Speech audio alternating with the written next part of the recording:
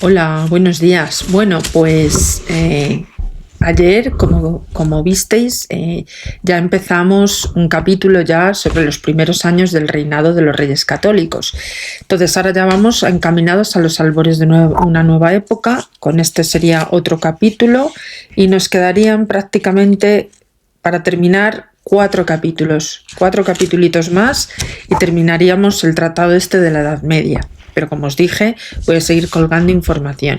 Bueno, así que sin más dilación vamos a proceder a leer. Prefiero grabarlo ahora, por cierto, martes 14 de julio, 11:26 de la mañana, porque me duele mucho la espalda y voy a tener que estar tumbada después un rato porque es insoportable el dolor. Y como tomo morfina, me atonta mucho y no es plan, ¿vale? Necesito descanso. Bueno, sigo que me lío y si no esto es un rollo. Bueno, este capítulo que va a corresponder a nuestro capítulo 49 en la lista de vídeos, está introducido por el profesor Eduardo Aznar Vallejo de la Universidad de La Laguna. Vamos a ver qué nos cuenta. El periodo comprendido entre 1468 y 1479 se ponen las bases de la obra política, evidentemente, de los Reyes Católicos, tanto en lo relativo a la consolidación del Estado moderno como en el nacimiento de una monarquía hispánica. El desarrollo de tales procesos supondrá una nueva relación de fuerzas en el interior de los reinos y un renovado equilibrio peninsular. En el primer caso, la nota dominante será el triunfo de la centralización monárquica. Acordaros que estaba todo dividido en reinos y al final con los Reyes Católicos se unifican todos los reinos, o al menos los más principales de aquella época, todos bajo un mismo signo, un mismo estandarte, ¿vale? Aunque esta misma presenta formulaciones de costes diferentes en cada estado, lo que tendrá una gran trascendencia de cara al futuro. Por otro lado, será también la posición hegemónica de Castilla, aunque en dura pugna con Portugal. Es verdad, siempre van a estar enfrentados un poquito con Portugal, la verdad. En su desarrollo pueden distinguirse dos momentos. El primero, que se caracteriza por la entrada en escena de la protagonista, o de los protagonistas, más bien dicho, que son, por supuesto, Isabel de Trastámara y Fernando de Aragón. Total, los Reyes Católicos, tanto monta tanto. El mismo comienza en 1468, año en el que Isabel se convierte en heredera y cabeza del partido monárquico de Castilla, y que concluye en 1474 a la muerte de Enrique IV. ¿Os acordáis que ella, por los pactos de Guisando, juró no hacer trifulca o destronar a Enrique IV hasta su muerte? Quiere decirse que ella sí que fue legal en todos sus cometidos, ¿vale? Lo vuelvo a decir, Enrique IV deja expedito, a menos oficialmente, en su camino hacia el trono para Isabel. Paralelamente se produce la promoción de Fernando, aunque ella misma, en su condición de consorte de la princesa castellana, se realiza un cuadro político más complejo. El segundo periodo, además, significa la consolidación del proyecto personal y político de los Reyes Católicos. Se inicia con la entronización de los nuevos monarcas, que finaliza en 1479 al concluir la guerra luso-castellana, al producirse la muerte de Juan II. El final de la guerra supuso la desaparición de la doble amenaza, la dinástica encarnada por Juana la Beltraneja, ¿os acordáis?, y el liderazgo hispánico representado por el Reino de Portugal. La herencia aragonesa, por su parte, reforzó el protagonismo de los reyes, aunque les obligó a redefinir sus objetivos. Vamos a ver el ascenso de Isabel y Fernando. Aquí ya lo vamos a ver de forma más pormenorizada, independientemente de que ayer hubiéramos dedicado ya un capítulo a esto. Isabel como heredera de Castilla. A la muerte del infante don Alfonso, que era el que iba a ser legítimo heredero al trono, el 5 de junio de 1468, el panorama político castellano se ordenaba en torno a dos opciones bien claras: la autoridad monárquica y oligarquía aristocrática. En él los nobles no formaban un bloque único, sino que además se repartían de forma bastante equilibrada entre ambos bandos. Ya lo habíamos dicho, estaban los partidarios del lado de Mendoza, que constituían la cabeza del primero, mientras que el marqués de Villena y el arzobispo de Toledo Toledo, por aquel entonces unidos, se acaudillaban en el segundo bando, el bando isabelino, como hemos dicho. Desde 1465, Enrique IV había decidido confiar la negociación de la solución antagónica. Sin embargo, la solución natural al matrimonio de Alfonso y Juana no había sido posible. Ante este vacío, los nobles y rebeldes decidieron jugar la baza de Isabel, quien además hasta entonces había servido de elemento pasivo en varias de las negociaciones políticas. Así pues, en 1457, Enrique IV le había prometido al infante Fernando de Aragón, y así, 4 años más tarde, fue consolidada por Carlos, príncipe de Viana. Iniciada ya la rebelión de los grandes, el rey pensó casarla con Alfonso V de Portugal, como medio para sellar su alianza con Portugal. Tal proyecto fue declarado no conveniente por los nobles, quienes reclamaron su libertad y la de su hermano Alfonso. La liberación de este llegó muy pronto, pero la de Isabel se retrasó, dando lugar a una nueva tentativa de matrimonio, eligiendo a don Pedro de Girón, maestre de Calatrava y por consecuencia hermano del marqués de Villena, Juan Pacheco. Horrible, horrible. El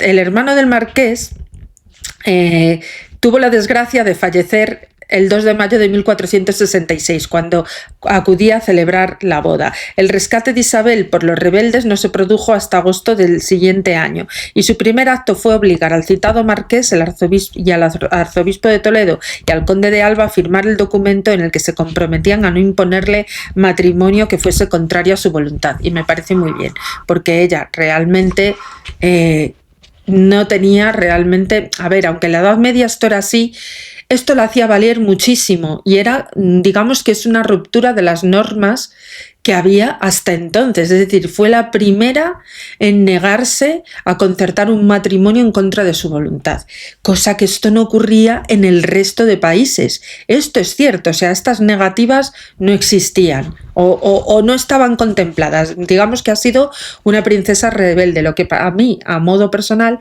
me hace pensar que era una persona súper inteligente, o al menos con 2 dedos de frente. Como seguimos, tras la muerte de su hermano, Isabel se refugió en Ávila, proclamándose legítima heredera y sucesora, aunque se abstuvo de proclamarse reina. Este hecho resultaba acorde con su programa político, ya que deseaba ser reina en plenitud de poderes y no como un instrumento de oligarquía nobiliaria como don Alfonso. En aplicación a dicha política, en julio de 1468 se tituló princesa, y en su correspondencia, segura de su nueva posición, impuso a sus seguidores la apertura de negociaciones con su hermano Enrique, utilizando para ello los buenos oficios del legado Antonio de Beneris, que era también el legado era el legado papal de la Santa Sede aquí en la península en aquella época. Sus pretensiones eran asegurarse el derecho de gobernar y obtener el perdón de los partidarios de su hermano Alfonso. En la aceptación de Enrique IV debió pesar la deshonra de su esposa. Acordáis que había huido a Laejos y había sido madre de dos hijos con el bastardo de Pedro I el Cruel, y además, o sea, totalmente en un acto de infidelidad que hizo que Enrique IV la repudiase, básicamente. Entonces, obviamente, ya quedaba mermada la capacidad de que su hija, la Juana la Beltraneja, como la llamaban, pudiera ser la legítima heredera. Las negociaciones culminaron con el acuerdo de los toros de Guisando el 24 de septiembre de 1468, que supuso la ratificación de don Enrique como legítimo rey y la proclamación de Isabel como la heredera. En él los derechos de Juana eran pasados por alto. Aunque no se hacía ilusión a su posible origen de adulterino, se reconocía que la boda de los padres se había celebrado sin la perceptiva bula papal por la consanguinidad, lo que equivalía a admitir la ilegitimidad y el matrimonio nulo. El marqués de Villena, en este caso Juan Pacheco, creía haber realizado la jugada maestra al neutralizar a Juana y al controlar a la princesa heredera, quien había prometido casarse de acuerdo del rey con el propio Pacheco Carrillo, y con el propio Pacheco y el conde de Plasencia. Es cierto que Isabel había dejado a salvo su libre aceptación, como hemos visto, pero el marqués pensaba contar con medios para forzarla. Es decir, Juan Pacheco lo que pretendía, evidentemente, es que su hermano, Pedro Girón, al final se desposara con Isabel la Católica y así tener asegurada la vía regia, la vía dinástica, para gobernar en su propio beneficio. O sea, era un hijo de puta, con perdón. En esta coyuntura, Juan II de Aragón fue el primero en buscar una alianza matrimonial con la nueva heredera. El 1 de noviembre de 1468 envió instrucciones de su embajador, que era Peralta, a negociar la unión de Isabel con su hijo. Entre tanto, el marqués de Villena había comunicado al rey la estratagema para para anular a su hermana y casarla con Alfonso V de Portugal, al tiempo que el hijo de este lo haría con Juana, y otorgar además así a la segunda pareja los derechos sucesorios respecto de Castilla. En este plan concedía el estatuto real a la hija del rey y evitaba que Isabel se convirtiese en el instrumento de política de Juan II.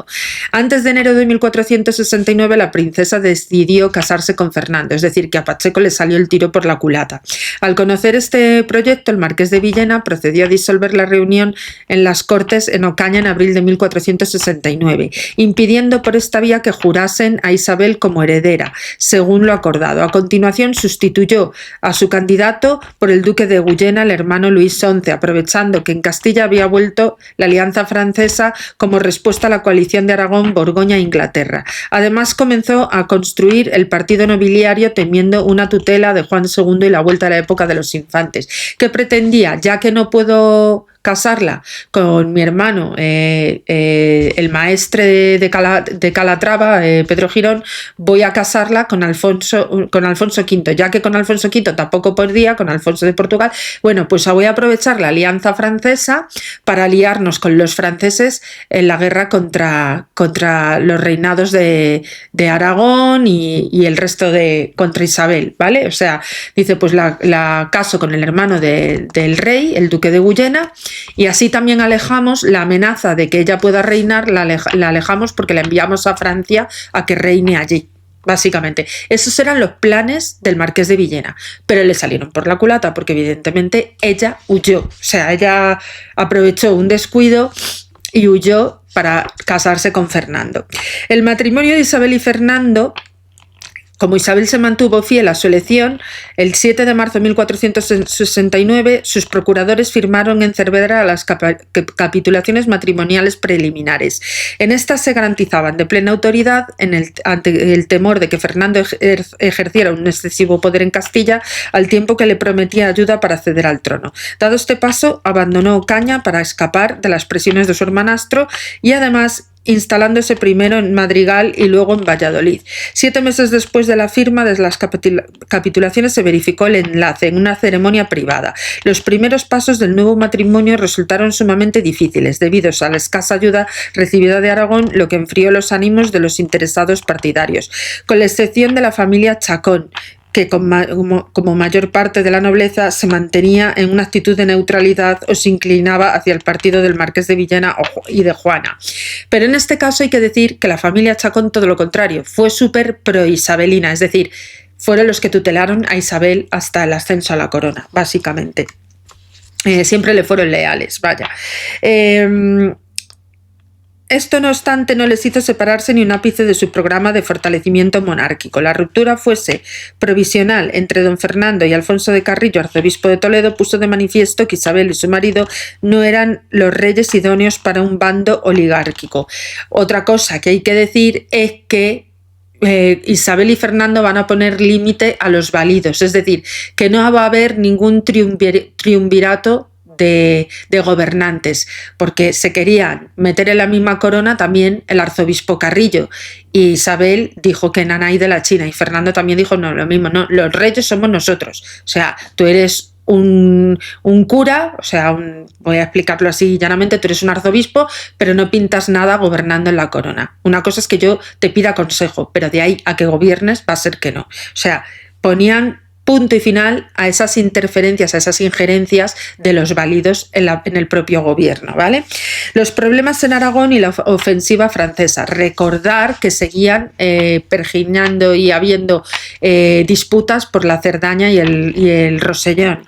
La escasa ayuda prestada por Juan II encuentra explicación en la desfavorable marcha de los asuntos internos de su reino. A mediados de 1466, tras las victorias militares y diplomáticas de Juan II, año precedente a la muerte del condestable don Pedro de Aragón, parecía que la guerra civil estaba a punto de terminar. Sin embargo, la guerra se prolongó varios años más debido a la intervención del rey de Francia. Si hasta entonces la vertiente exterior de la cuestión catalana estaba vinculada a Castilla y Portugal, a partir de ahora se estaría vinculado a Francia. La decisión de nombrar, además, como pretendiente al trono al Renato de Anjou, patrocinador por la facción más radical que encabeza el obispo de Vic, significaba además entrar en la órbita de Luis XI. Aunque el candidato era el nieto Juan I de Aragón, la decisión era contraria a la tradicional política mediterránea de la corona, una de las cuyas líneas era el enfrentamiento de los intereses franceses en dicho mar.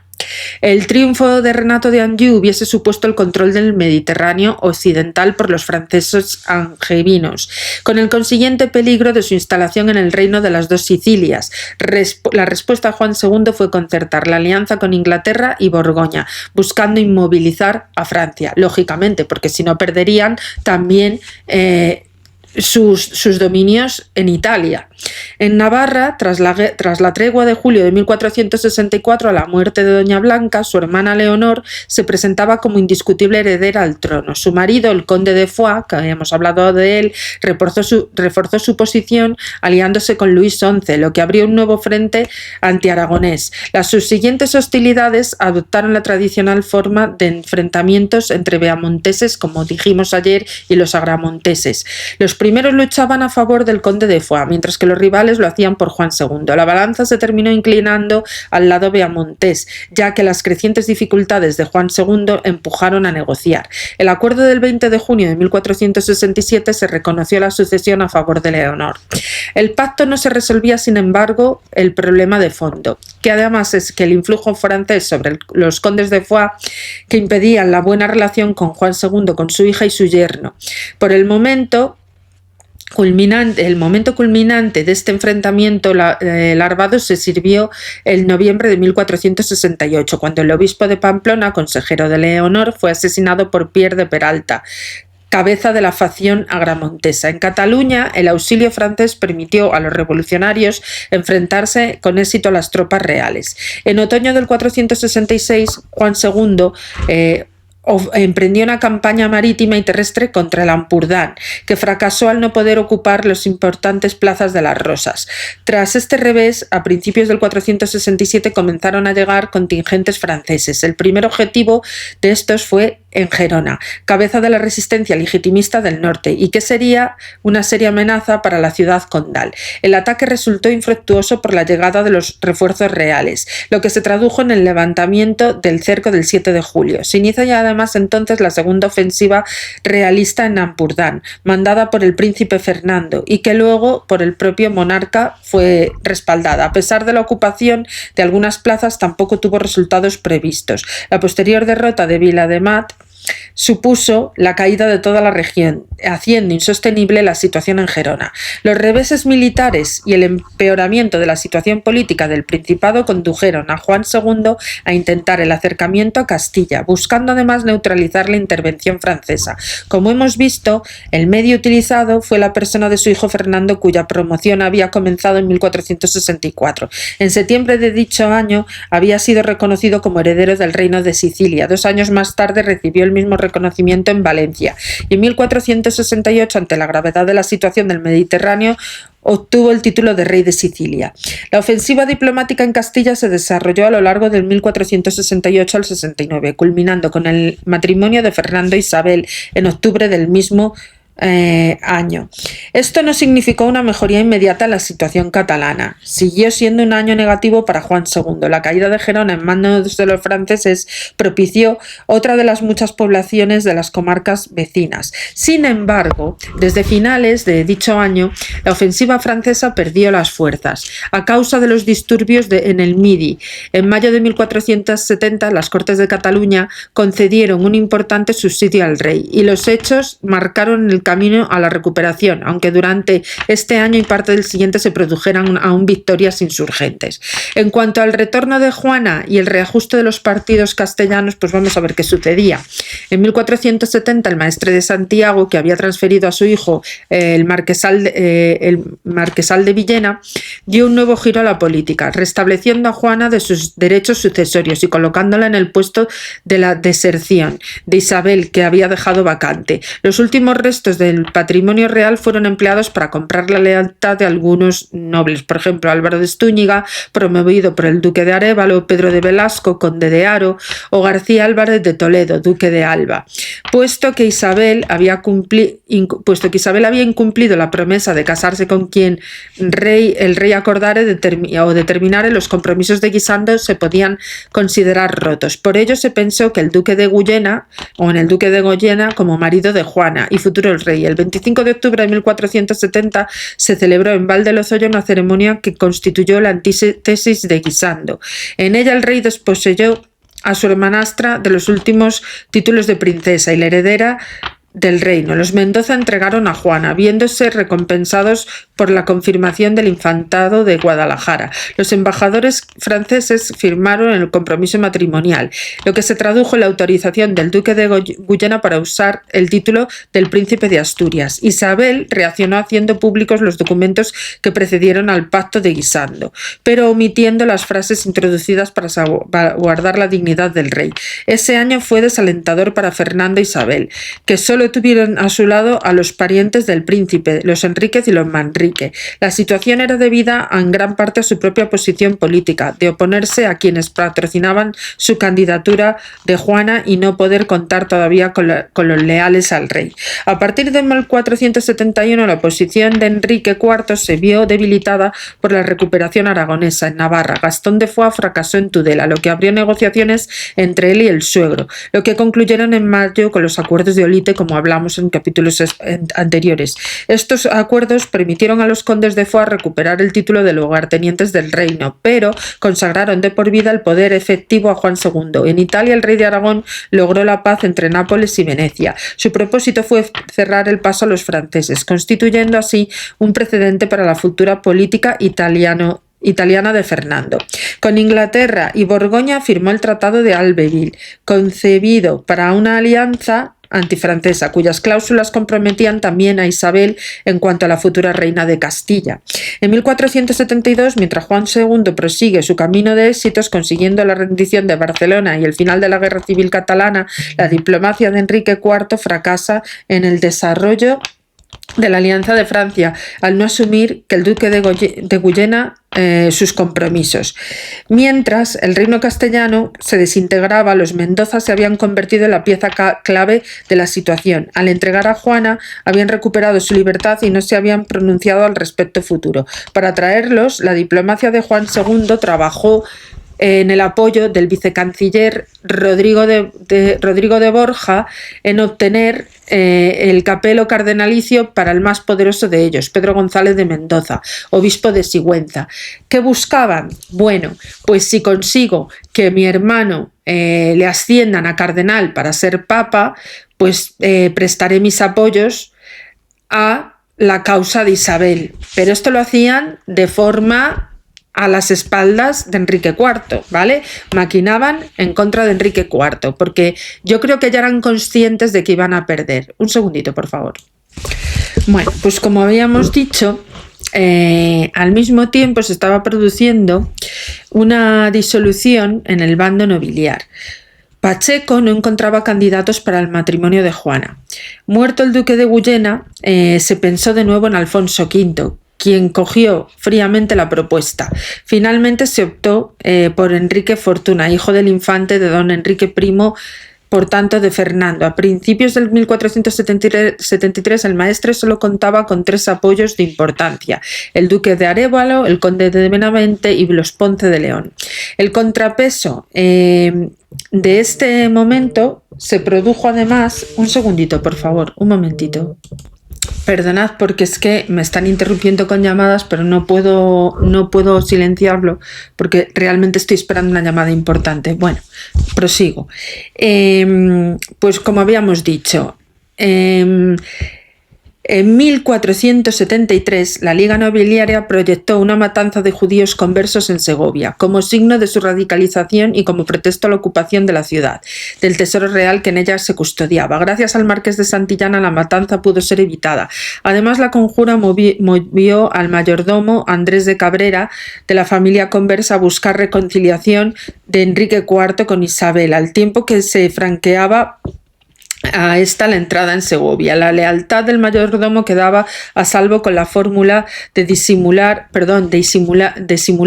a la empleada por los Mendoza. Sería fiel al rey, pero reconocía a los príncipes como herederos. Es verdad que muchos allegados de Enrique IV, viendo que iban a perder, empezaron a jurar lealtades sotto voce para defender el reinado de Isabel, porque era mejor y más prometedor, porque además se centraba y los alejaba de injerencias de otros terceros reinos o extranjeros, los liberaba de ese peso de que un rey extranjero pudiera hacerse con el poder en Castilla, ¿vale?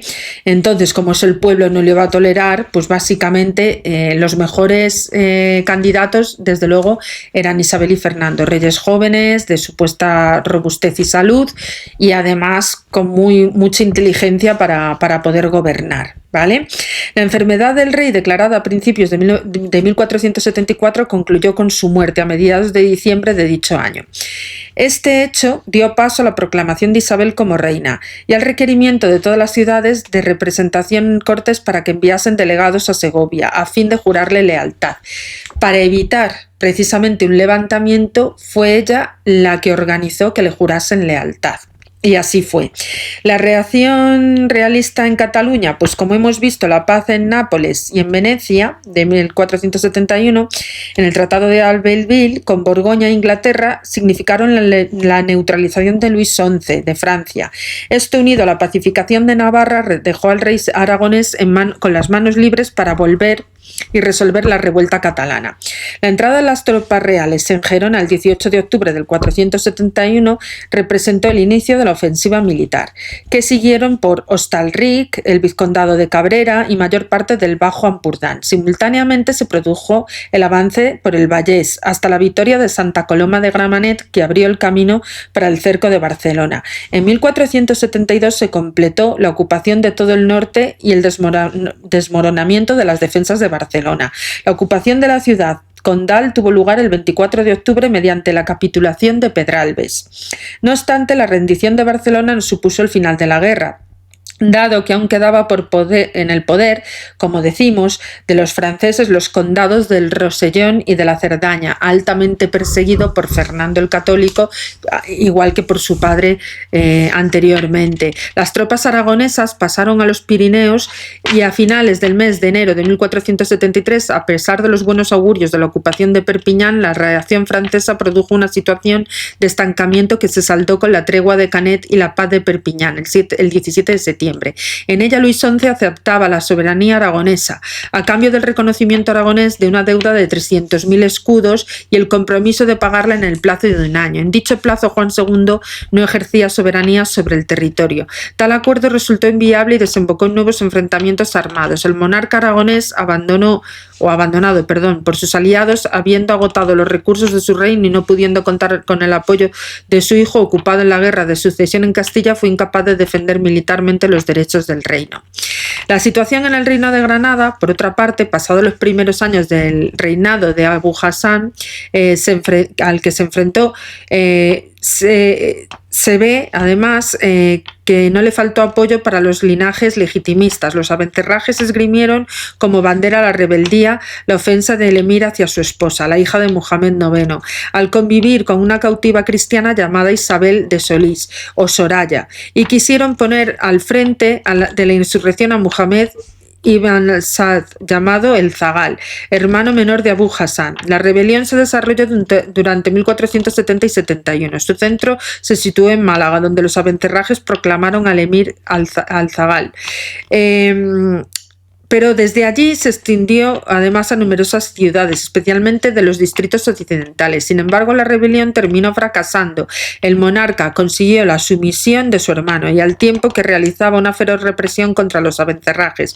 Los supervivientes de la misma huyeron a tierra de cristianos, acogiéndose a la protección de diversas casas nobiliarias andaluzas, especialmente las de Medina Sidonia y Aguilar. Su exilio duró hasta 1482, cuando la nueva guerra civil que supuso el inicio del asalto final por parte de los cristianos les brindó la ocasión de regresar. Abu al-Hassan intentó revivir las glorias militares de Muhammad IX, pero como medio de asegurar la supervivencia del reino, consolidar la autoridad personal. Sus acciones y la respuesta de cristianos crearon un ambiente bélico en la frontera, aunque no variaron en la situación general de esta. Contando con el apoyo material de los tunecinos y aprovechando las discordias entre la nobleza andaluza y el emir, emprendió las expediciones anuales contra los cristianos, aunque las mismas fueron de escasa duración y de objetivos muy limitados. Una de las más notables fue la fructífera incursión de la higuera de Martos y Santiago en el reino de Jaén. Ese mismo año el marqués de Cádiz consiguió apoderarse de Cardela, pero la enemistad con el duque de Medina Sidonia permitió que la plaza volviese pronto a manos musulmanas. A pesar de la dedicación militar, no fue un buen político, pues carecía de habilidad para impulsar relaciones exteriores y que se asegurasen supervivencia del reino, y no supo comprender la situación castellana, que estaba variando completamente. Su caudillaje de carácter militar y popular no pudo detener el enfrentamiento interno de los nazaríes, que se precipitaría el desenlace de la guerra. Vamos a ver el triunfo personal y dinástico. La herencia de Juan II en los últimos años del reinado de Juan II hasta su muerte en 1479 estuvieron dominados también por las cuestiones político-internacionales, el antagonismo con Francia y la guerra civil castellana. Los problemas internos quedaron aparcados a pesar de su vigencia. La capitulación de Pedralbes no se había traducido en la normalización de la vida política del Principado, donde continuaban pendientes importantes problemas, como la cuestión remensa, que hemos hablado en capítulos anteriores, y al mismo tiempo Valencia vivía un clima de enfrentamientos internos y en Aragón la monarquía era incapaz de imponer su autoridad en las disputas banderizas. Las políticas exteriores de Juan II se vieron condicionadas en estos años por los intereses de su heredero en Navarra. Fernando retomó la tradicional política de la intervención, aprovechando las treguas entre beamonteses y agramonteses y color de prevenir interferencias francesas, lo que forzó el Tratado de Tudela en octubre del 476, que significó la implantación de un auténtico protectorado castellano respecto de Francia. Y después del verano del 477, Fernando buscó el acercamiento a Luis XI, de tal suerte que a mediados del año siguiente, al producirse la nueva ofensiva portuguesa, pudo normalizar sus relaciones con Francia. Por el acuerdo del 9 de octubre del 1478, los castellanos se comprometieron a no apoyar a María Blanca de Borgoña, a cambio de que Luis XI hiciese lo propio con Alfonso V. La mejor prueba de orientación castellanista en este acuerdo es la escasa intención prestada a los asuntos de Navarra, el Rosellón y Cerdaña. En el primer caso se incluye a Leonor de Foix, en el segundo se nombra una comisión para que estudie las reclamaciones francesas. Solo en el caso de Nápoles la política emprendida puede considerarse como la tradicional de la Corona de Aragón. En noviembre de 1476 se acordaron los esponsales de la infanta Juana, hija de Juan II, con el rey Ferrante, bastardo de Alfonso V. En abril de 1478 se renovó la Liga Itálica con fórmulas para contrarrestar la ofensiva francesa en el Mediterráneo occidental. Vamos a los inicios del reinado de los Reyes Católicos, que aunque ya comenzamos ayer, aquí ya los describimos con un poquito de mejor especificación. La llegada al trono de Isabel y Fernando produjo una nueva ordenación del estamento nobiliar. En un extremo del mismo se situaba la facción presidida por Carrillo y los Manrique, que era partidaria de la vuelta a la situación anterior de don Álvaro de Luna, y se consideraba a sí misma como la auténtica representación del isabelismo. En el lado opuesto se encontraba el debilitado grupo de Pacheco y Estúñiga, cuyo programa político era la limitación del poder real, tal como se había producido en la vida de Enrique IV. Entre uno y otro se afianzó una vía intermedia encabezada por Pedro González de Mendoza y el duque de Alburquerque. Entre los partidarios de los nuevos reyes, la cuestión de dilucidar era la forma de ejercer la autoridad. El entorno de Fernando interpretaba, seguramente influido por la ley sálica vigente en Aragón, que las mujeres no podían gobernar por sí mismas, mientras que el de Isabel consideraba que la exclusión femenina era contrario al derecho castellano y perjudicaba la posición real de la pareja, por lo que entonces solo tenía una heredera. Los encargados de buscar el acercamiento entre ambas posturas fueron los Carrillo y los Mendoza, que además redactaron una declaración conocida como la Sentencia Arbitral de Segovia del 15 de enero de 1475. A partir de esta sentencia, todos los documentos debían ser expedidos en nombre de los dos reyes, aunque nunca encabezados por Fernando en su condición de varón. Ambos monarcas administrarían las rentas y firmarían las sentencias judiciales. En cambio, los nombramientos de oficiales, las tenencias y fortalezas y representación de dignidades correspondientes exclusivamente a la reina. En la heráldica de armas de Castilla, el león tendría precedencia sobre las de Sicilia y la corona de Aragón. Como colofón, el 2 de febrero se estableció la igualdad jurídica entre castellanos y aragoneses dentro del reino. Un mes de negociaciones habría despejado la mayor parte de las dudas sobre la posible intromisión aragonesa en el gobierno de Castilla.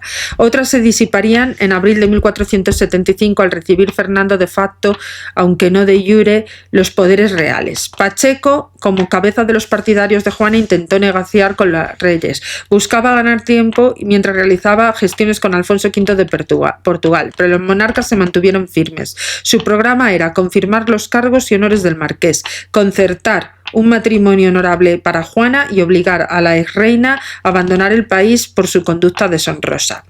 Vamos a ver el ataque de portugués a Castilla. A la larga, Alfonso V aceptó convertirse en el valedor de Juana. Esto convirtió el problema en una dimensión internacional y supuso una larga guerra entre ambos países. La misma se desarrolló entre 1475 y 79.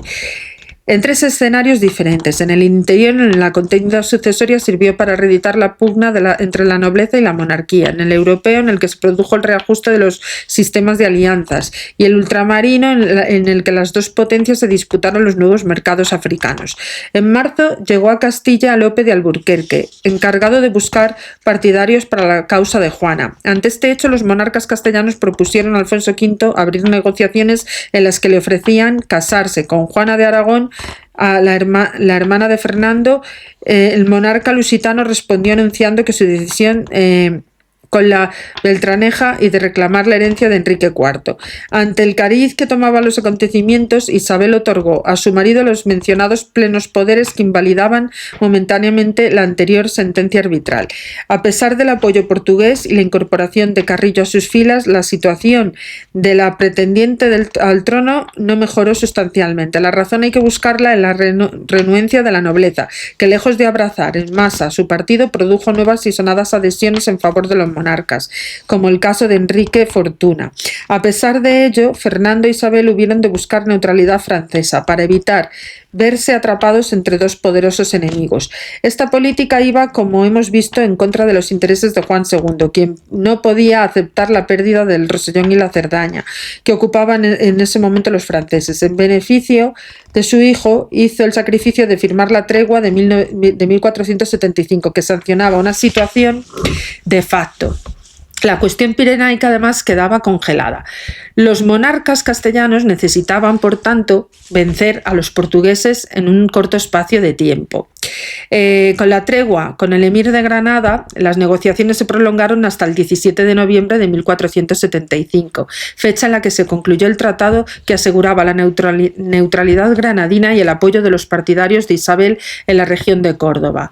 La guerra fue precedida por los levantamientos populares contra la nobleza. La iniciativa correspondió a la villa de Alcaraz, señorío castillo del Marqués de Villena en marzo de 1475 y proclamó su paso al realengo. Mientras los portugueses concentraban en Arronches, los castellanos se fortalecían o se fortificaban en Badajoz y Ciudad Rodrigo, buscando sellar otros puntos de la frontera. El avance lusitano, que comenzó el 10 de mayo, se dirigió a Plasencia. En esta plaza Alfonso V y Juana fueron proclamados reyes de Castilla. Tras la ratificación del compromiso matrimonial el 30 de dicho mes, Juana dirigió un manifiesto a los aristócratas y a las ciudades del reino para dejar traslucir el escaso número de partidarios que había conseguido atraer. Entretanto, Fernando realizó una infructuosa campaña en tierras del Bajo Duero para tratar de compensar el dominio portugués en Toro y Castronuño, vía para una nueva penetración en el reino. Su situación se complicó en extremo cuando el castillo de Burgos se alzó pendones por su oponente. Sin embargo, Alfonso V no se atrevió a avanzar desde Arévalo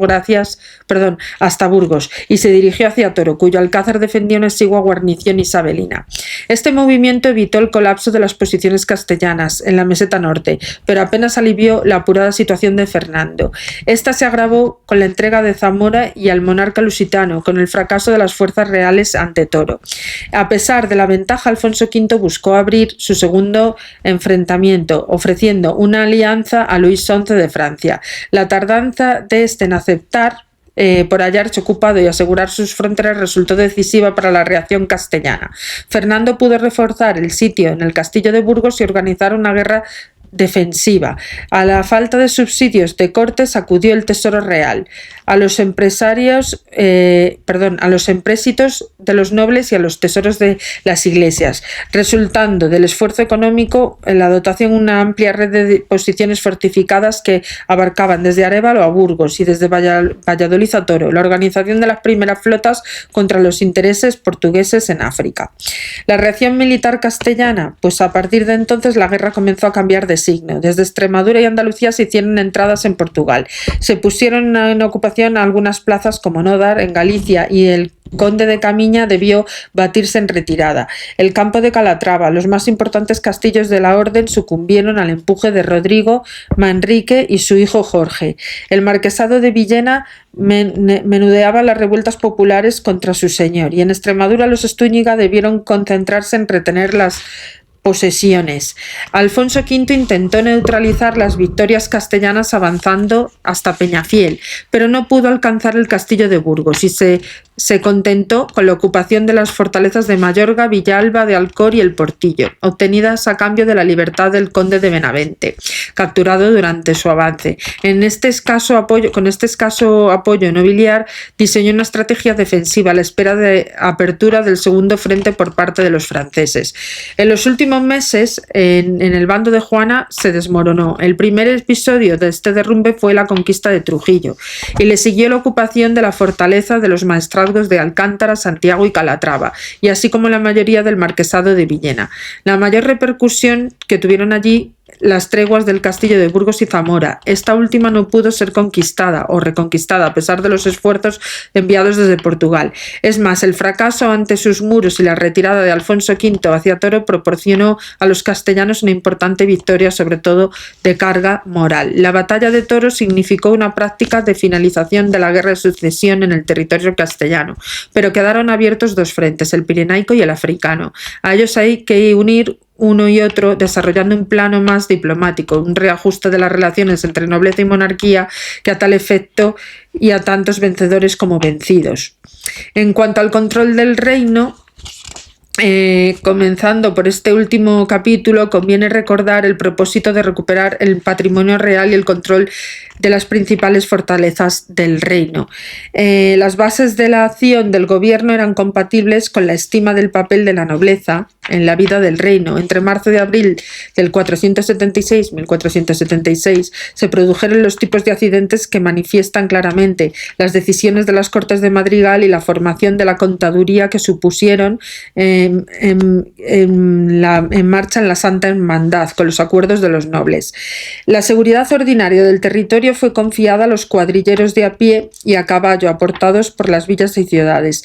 El modelo utilizado fue el de la Hermandad Vieja de Toledo, Talavera y Ciudad Real, encargada de cuidado de rebaños, colmenas, etc. El ordenamiento de la creación dispuso que en cada lugar de más de 30 vecinos hubiese un alcalde, caballero u otro ciudadano con jurisdicción sobre los casos de robo, violencia o despoblado. En junio del 476, la Junta de Cigales aprobó las normas para el desarrollo de la nueva hermandad. Por otro lado, vamos a ver el frente francés, que paralelamente se desarrollaba el enfrentamiento franco-castellano en la frontera pirenaica, aprovechando los enfrentamientos entre oñacinos y gamboinos en el País Vasco. Luis XI atacó Fuenterrabía entre marzo y junio de 1476. Sin embargo, su ofensiva terminó en fracaso. Fernando respondió al ataque acudiendo a Vizcaya para tomar la posesión del señorío y asegurar a sus habitantes un territorio que seguiría siendo de realengo. Navarra también fue campo de disputa entre castellanos y franceses. Los planes de Fernando se vieron apoyados por su padre y se basaron en el apaciguamiento entre beamonteses y agramonteses. Como hemos visto, en virtud de lo mismo, ambos bandos aceptaron a Francisco de Foix como bisnieto de Juan II como rey. Como garantes de la paz, los castellanos podían establecer guarniciones en las principales plazas del reino. Además, el monarca navarro se ve obligado a impedir el paso de las tropas francesas por su territorio. En cuanto a la pacificación del interior, entre tanto la reina, que había emprendido un viaje de pacificación por diversas regiones del reino, en el mismo momento comenzó por Extremadura, donde las villas entraron en la hermandad general y se limitó al poder de las fortalezas y se apaciguaron las luchas entre linajes. En Andalucía, la violencia producida por los enfrentamientos entre linajes y la mezcla producida por las oposiciones entre cristianos viejos y nuevos, la política real se alternó con un autoritarismo y negociación como prueba de su relación con las principales casas nobiliarias. Enrique de Guzmán, duque de Medina Sidonia, y Rodrigo Ponce de León, marqués de Cádiz, perdieron poder ante la ciudad hispalense y hubieron de reconciliarse públicamente, pero vieron reconocidos sus imponentes patrimonios familiares. Ello no fue óbice para que se produjeran algunos castigos ejemplares. En el caso de Utrera, la fortaleza de Fermín de Arias, que resistió a las tropas reales desde el 477 hasta marzo del siguiente, y en ella fue ejecutada la mayor parte de los defensores. Durante su larga estancia en Sevilla, la reina alumbró al que sería el único hijo príncipe varón, que era de nombre Juan, y fue recibido con entusiasmo y alivio, pues se temía que no pudiese tener otra descendencia más que la infanta Isabel. La llegada del heredero fortalecía la decisión de los reyes y abría más perspectivas de negociación con Portugal. Al final, la guerra luso-castellana en el Atlántico básicamente se desarrollará, y la confrontación de estos intereses reales con los poderes locales constituyó una constante en la separación del despacho de flota. Palencia firmará con don Enrique de Guzmán, que había empleado 1000 recursos para que la armada no se reuniera para conseguir su propósito, suplicó y obtuvo del rey el señorío de la isla de San Antonio, en Cabo Verde. Y según dicho cronista, la actuación del marqués de Cádiz fue aún más desleal, pues secretamente seguía un bando del rey portugués. Por ello, envió carabelas para prevenir a Fernão Gómez y la preparación de la flota castellana, con el objetivo de que le ayudasen en caso de combate. Entre los opositores a este proyecto, Palencia cita también a Pedro Gonzalo de Estúñiga, al primero por entorpecer el despacho de la flota y después su apoyo verbal a la misma. En 1477 se organizó una nueva flota para Guinea. Básicamente todo esto al final quedan aguas de borrajas y ya se verá al final cómo también tienen que jurar lealtad, ¿vale? Finalmente se llegará a la paz entre Castilla y Portugal y se da inicios a partir de 1479 a un periodo de pacificación, por decirlo así un poquito, de recuperación de la economía. que vamos a hablar de este capítulo ya a partir de mañana. La recuperación y la sociedad bajo medieval en este periodo, ¿vale? La recuperación económica y luego, por supuesto, ya hablaremos de la entrada del humanismo y los orígenes de un Estado moderno, porque es a partir de entonces cuando ya podemos estar ya más bien cerquita del Renacimiento y ya se empiezan a vislumbrar albores de luz, albores de fin de épocas oscuras, de guerras, de todo este tipo de sucesos que tenían lugar en toda la Edad Media, que no es ni mucho menos, yo creo, de los periodos más oscuros de toda la historia, sin contar, por supuesto, los periodos oscuros de la Segunda Guerra Mundial y Primera Guerra Mundial. Si vamos por partes, fueron periodos, la Edad Media, muy oscuros, de muchas batallas, muchas supersticiones, muchos, ¿cómo decir?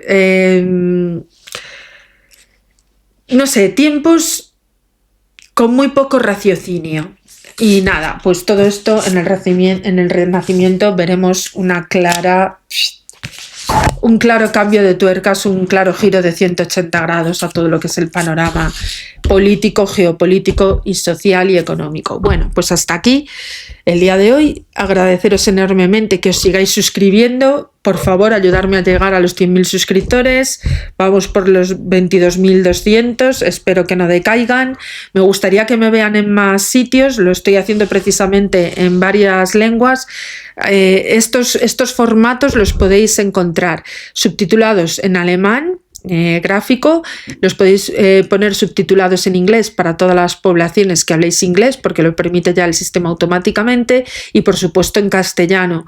Entonces, por favor, seguiros suscribiendo. Esto para mí es una labor de concienciación sobre la historia, del aprendizaje, de mantener nuestra cultura más que en el candelero, porque somos un país súper viejo en tradición, súper antiguo, en legado histórico, y es que sería una pena que se pierdan estos hechos históricos que realmente fueron muy, muy importantes y de los cuales tenemos marca en nuestro ADN, o sea que no es algo que venga de nuevas. Es muy importante para comprender quién es la población española, que no hispánica, ¿vale? Que nada tiene que ver con Latinoamérica. Nosotros fuimos a Latinoamérica, pero los latinoamericanos, antes de ser latinoamericanos bajo influencia española e hispánica, tenían su propia cultura, que es maravillosa, y también me gustaría estudiarla e incluirla en estos rincones de la historia, porque creo que es muy importante distinguir una cosa de otra. Ellos tienen sus propias raíces y son tan importantes como las nuestras propias, y no se pueden despreciar bajo ningún concepto, al igual que tampoco podemos menospreciar la cultura musulmana, islámica y judía que hubo en nuestra patria, que duró más de 700 años, vamos a poner 800 años realmente. Entonces, no podemos negar la mezcla de culturas, y eso es lo que nos hace grandes, la diversidad. Nos hace grandes como personas, nos hace grandes en los poderes de ampliar las fronteras mentales, psíquicas y culturales, y sería una pena terrible tirar todo eso por la taza del váter, con perdón de la expresión. Bueno, pues nada, lo dicho, agradeceros enormemente que os suscribáis, por favor. Os lo suplico, no canceléis las suscripciones, porque quiero seguir creciendo en el canal, porque para mí esto es muy importante. Y nada, en medida de lo que mi salud me permita y el trabajo, mi incorporación a la empresa, que no sé si se va a dar de facto, no tengo ni idea, pues que sigamos creciendo, porque yo no voy a dejar en el empeño de seguir divulgando cultura.